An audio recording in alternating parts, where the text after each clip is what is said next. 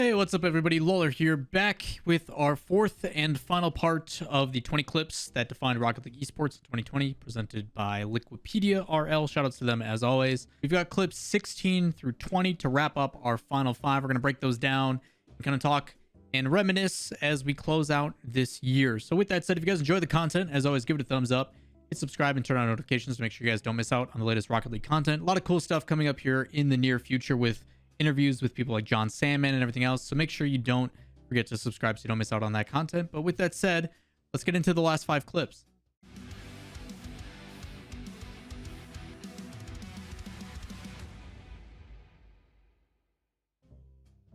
So right off the bat, we're going to start with clip number 16. We've got Energy's Justin being Justin. Sounds about right. In RL Esports NA Fall Regional 1. He outplays the entire 72 PC defense, gets a goal line bump, and steals. He secures the goal. Keep that in mind. It's a goal secure. You got to make sure you secure all your teammates' goals, even if they get mad. Gave Wonder a chance to move in. Let's take a look.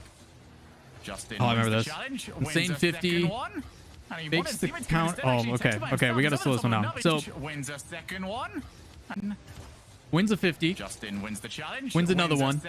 Goes to fake this one. Rather than pushing this forward, which would give away possession, he holds on to it and stays behind it. So if this person comes in and challenges, it just bounces off of him and then they win possession again. So he fakes that, flicks it past that challenger again, tries to fake it another time. So it goes for a delayed hit there.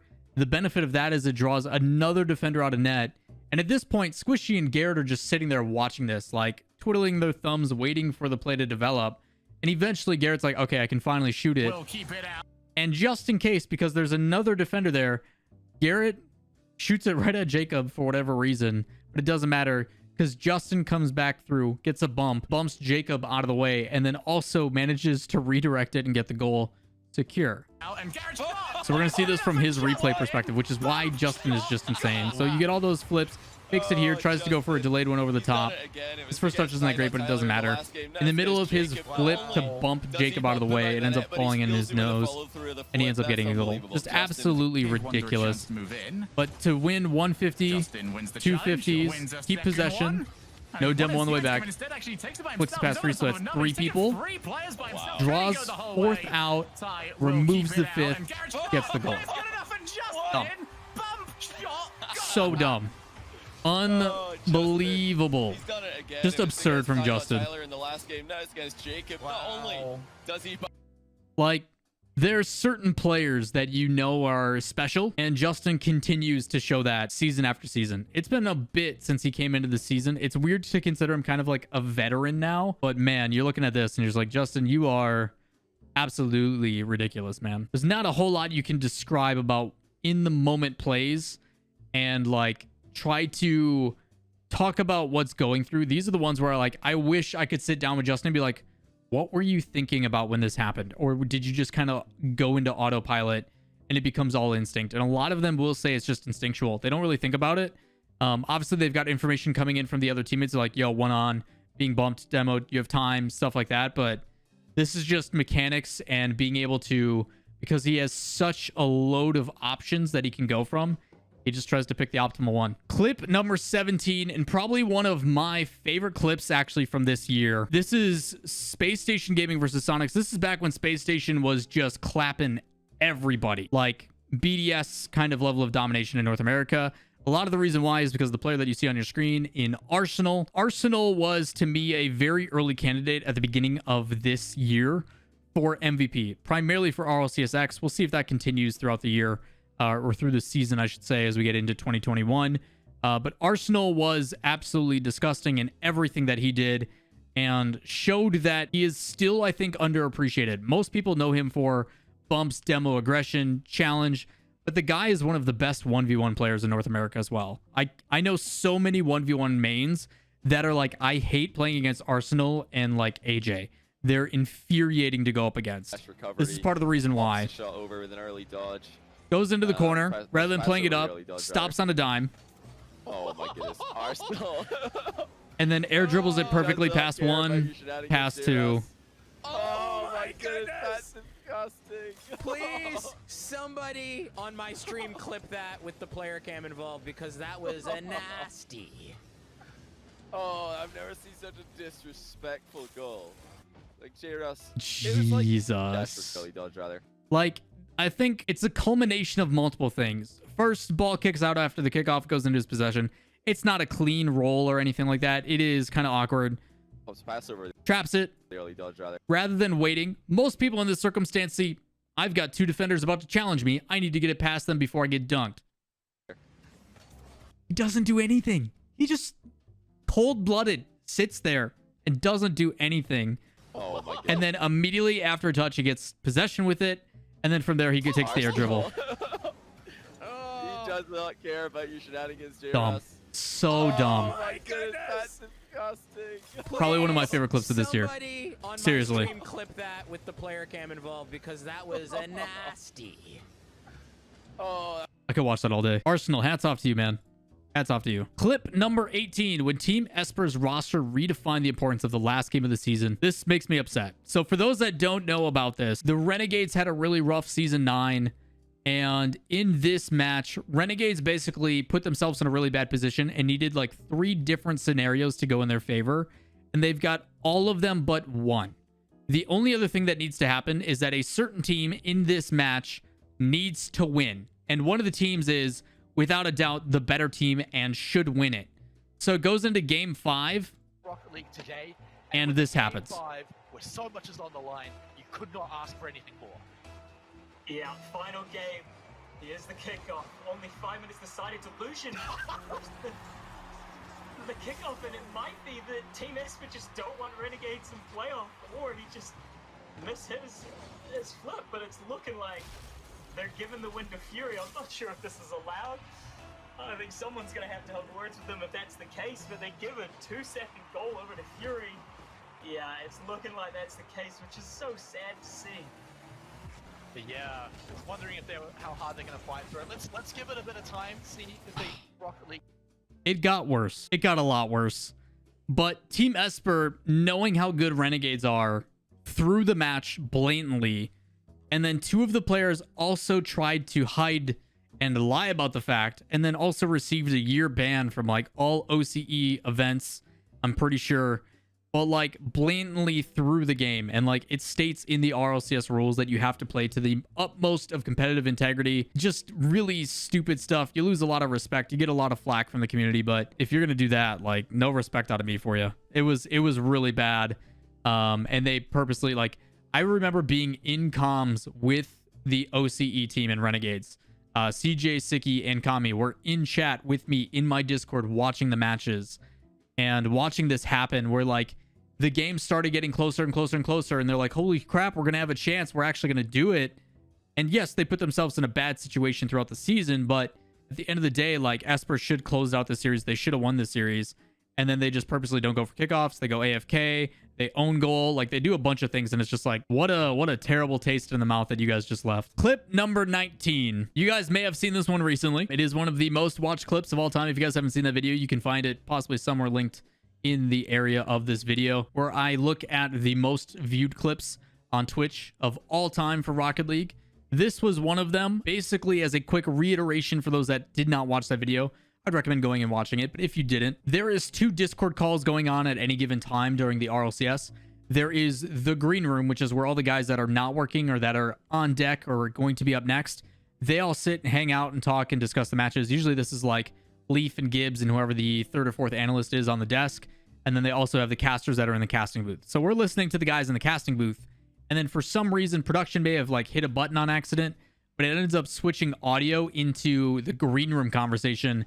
And it's discussion of Leaf buying a sequin pillow, and when you push the sequins down, it's a picture of Gibbs dabbing. Turtle has one of Gibbs shirtless from the bus from the World Championship in Season 8. If you guys don't know that video, you can also find that on my Instagram. But the conversation and some of the conversations that happened with the RLCS crew behind the scenes, if you guys heard some of those, we would all be fired. Leaf got very lucky that they picked up when they did. I like the pillow. So I was actually that pillow you got. I was actually planning Talking to on Turtle. getting something. I didn't think about the sequin. collective IQ is through the roof. That's a big chance for Kronovi. That's the goal. That'll. I like the pillow. So I like the pillow you got, talking to Turtle. Turtle got a sequin pillow with Gibbs shirtless. Didn't think about the sequin thing, and then they're like, oh crap, and they switch it back. I was actually that pillow you got. I was actually planning on getting something. I didn't think about the sequin. Collective IQ. There's a bunch of mistakes for production in that one. You cue the wrong audio. You cut back to the casters. You cue the music too early. You don't overlap the music over or underneath the caster stuff. Like, there's so many issues production on that one. I don't know what they hit. All that stuff is usually macroed on a switchboard, so who knows what happened. But yeah, oof.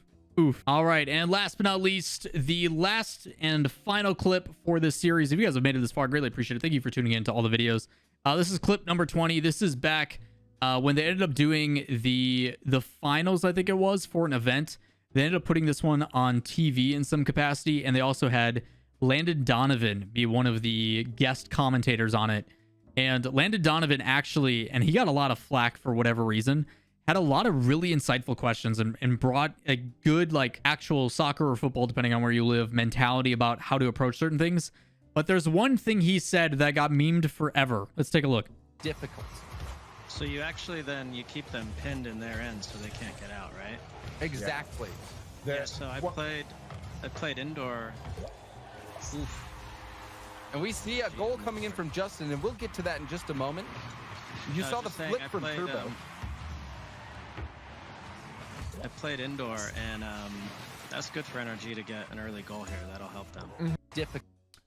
So I'm gonna put this out there, and I'm not gonna be too critical. I'm gonna provide some inside info about why this stuff happens. Number one, Landon is trying to interject and provide context to what he's trying to say. He's trying to say, I played indoor and then had more to discuss about why that is relevant to what is happening. I played indoor and these things also happen. There's similarities. Here's a correlation to it.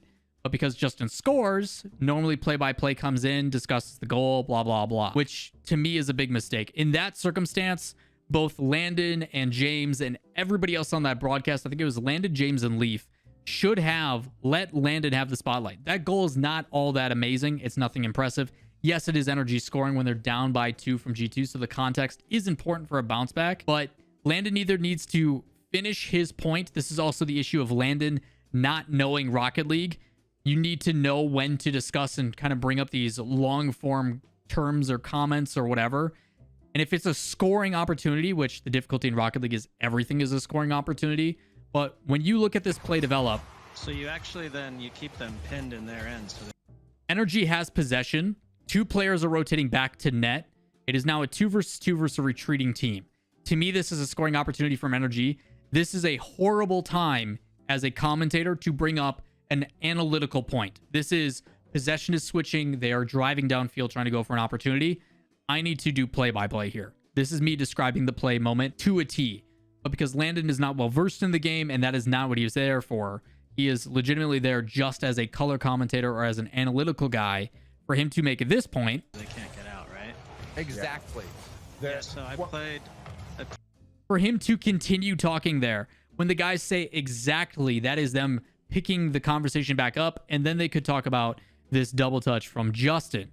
But because Landon, again, is not versed, he tries to talk about indoor, gets scored on, they cut him off again, we'll say we'll talk back to that, and then he starts talking about indoor again, and it just makes this really awkward situation, and is why I'm a firm believer of certain things about how commentary and stuff should be handled, when you should bring in guests, what they should be about. You shouldn't just bring in a face just because.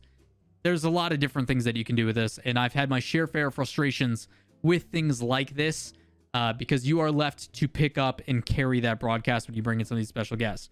Despite that, in Devil's Advocate, I think Landon Donovan did a fantastic job. He talked and said a lot of really insightful things, and he provided context to things that were outside the norm of the generic, like, yes, you got to rotate, you got to be in position, the kind of generic phrases that a lot of commentators, and myself included, fall into sometimes. So with all that said, I did play indoor once too. That is going to wrap it up for this series. 4 parts of 20 clips that defined Rocket League esports in 2020. Again, shout outs to Liquipedia for putting these together. It was awesome to go and take a trip down memory lane, kind of look and actually recognize a lot of these matches. There was a lot of Rocket League going on, and the fact that I can recall these before they even start playing is pretty awesome because that shows how iconic some of these moments can be, despite hundreds of matches every single week between the grid, as well as a different format and all the teams in both regions. And it's a lot of Rocket League. So when something like this sticks out in the mind, it's pretty cool that you can kind of associate that and pick that up very quickly. If you guys enjoy this type of content, if you like me reacting and kind of explaining long form into things, if you guys want me to do this for certain goals, like if you want to take an iconic moment like the Justin goal and really break down and articulate what's happening in that, let me know in the comments down below if there's certain goals or things that you'd like me to long form explain and provide context to and really deep dive into. Let me know. Other than that, as always, if you guys enjoyed the content, give it a thumbs up, hit subscribe, turn on notifications, share it with your friends, and more videos to come. We'll catch you next time.